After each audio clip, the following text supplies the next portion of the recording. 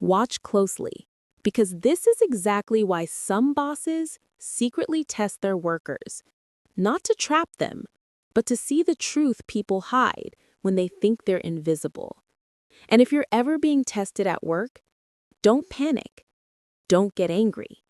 Just stay sincere, because the truth always reveals itself. Do well to like, share, and subscribe to this channel so you could see more of our content. Tonight's story begins under a sky soaked in rain. The Harbor Bridge Diner sat at the edge of the city like a tired survivor. Open 24 hours, flickering above the door, buzzing like an old insect that refused to die. Neon light rippled across the wet parking lot, turning puddles into trembling pools of red and blue. At exactly 12:03 a.m., a man stepped through the back door.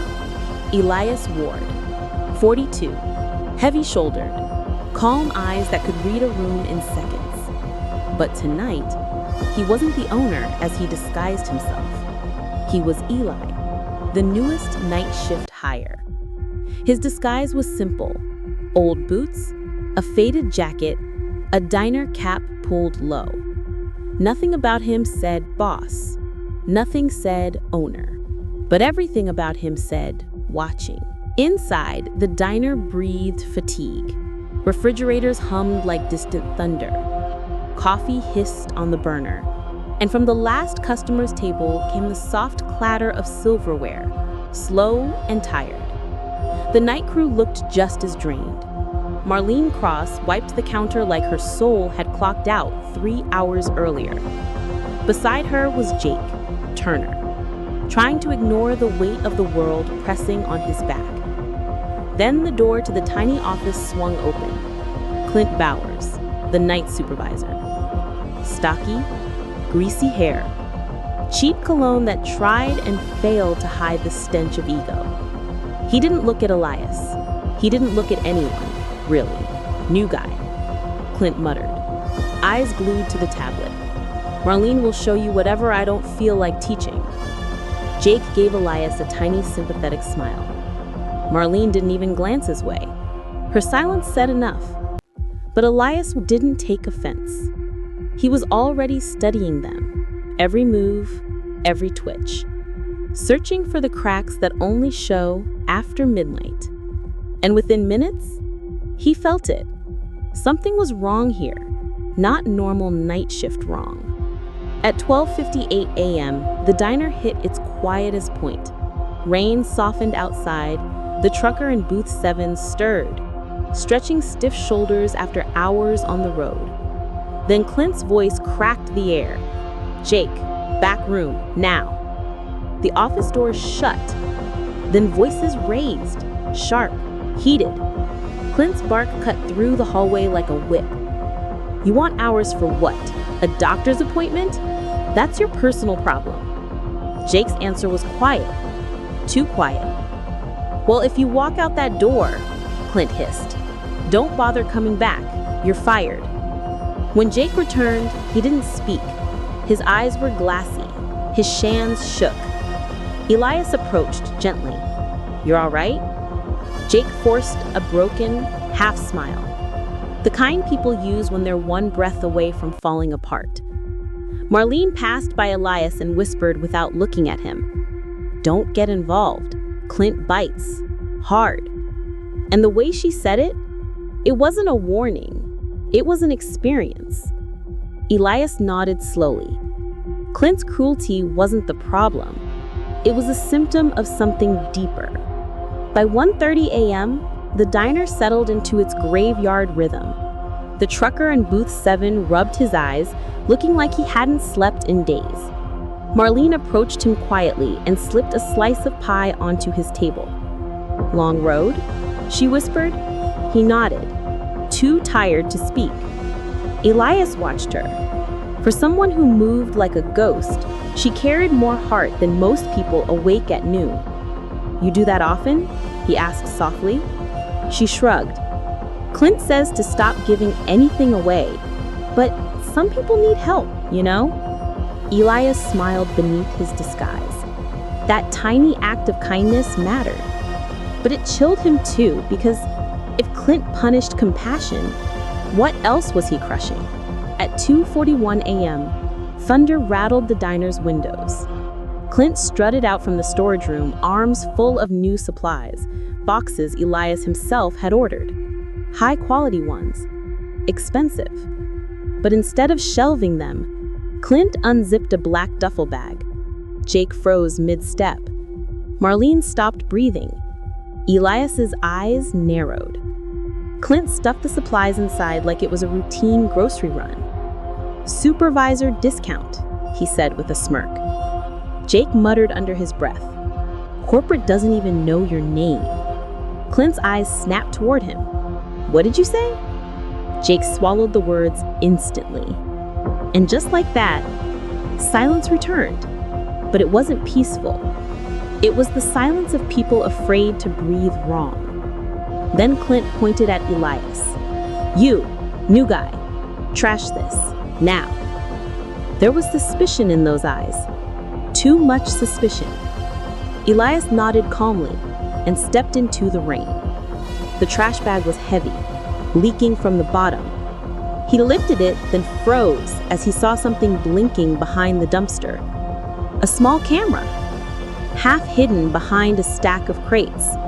Its tiny red light pulsed in the dark. Recording.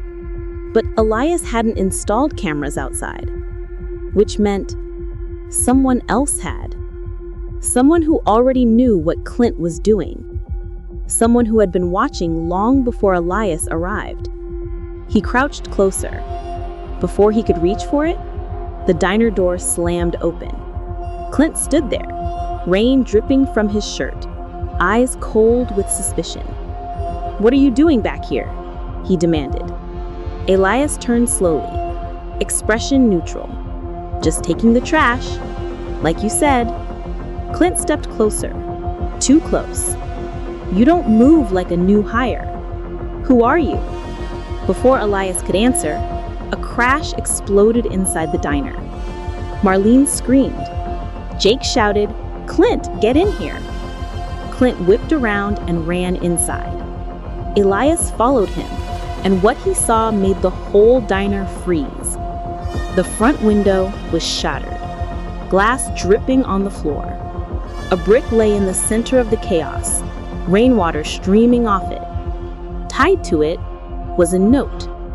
Elias picked it up. The ink was smeared from the storm, but the words still burned clearly. "We know what he's doing. Stop him before he destroys everything." Jake backed away slowly. Marlene covered her mouth, trembling. Clint's face twisted. Panic, anger, and fear, all fighting for space. Outside, the hidden camera's little red light kept blinking. Someone out there, someone watching everything, knew Clint's secrets, knew the truth before Elias ever suspected. And now, someone wanted Elias to act. The wind howled through the shattered window, carrying rain into the diner. Clint stormed toward the door, shouting, "Whoever threw that brick is going to regret it." But Elias wasn't looking at the brick. He was staring at the camera reflection in the glass. Because for one split second, he thought he saw someone standing across the road. And then, just as Elias moved toward the window, the lights in the diner flickered and died, plunging the room into darkness. Marlene screamed. Jake whispered, "Someone's still out there." Clint cursed loudly. But Elias, he stared into the darkness, feeling the weight of someone else's eyes on him. This wasn't just about a corrupt supervisor. Someone was pulling strings. Someone with information. Someone with purpose. And they had just made their first move. Darkness swallowed the Harbor Bridge diner. The wind outside hissed against the shattered window, and for a moment, no one moved. Not Clint, not Marlene, not Jake, not even Elias. Only the rain dared to speak. Marlene's shaky voice broke the silence. What happened to the power?" Jake swallowed hard. The breakers never trip like that, unless someone hits them from the outside. Clint snapped. Shut up, nobody's outside. Elias said nothing, because he wasn't sure Clint was right. Lightning flickered through the broken window, throwing white streaks across the diner. And in that brief flash, Elias saw it again. A silhouette standing across the road. Still, watching. But when the lighting faded, the figure vanished. Jake fumbled for his phone. No signal. Marlene tried the emergency lantern. Dead. Clint stormed into the back.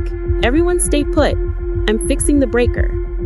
But Clint couldn't fix the breaker if his life depended on it. And this blackout wasn't an accident. Someone had cut the power. Someone who had already been watching. A few seconds later, You want to know what happened next? Check the next episode. See you soon. And don't forget to comment your opinions, subscribe, like, and share.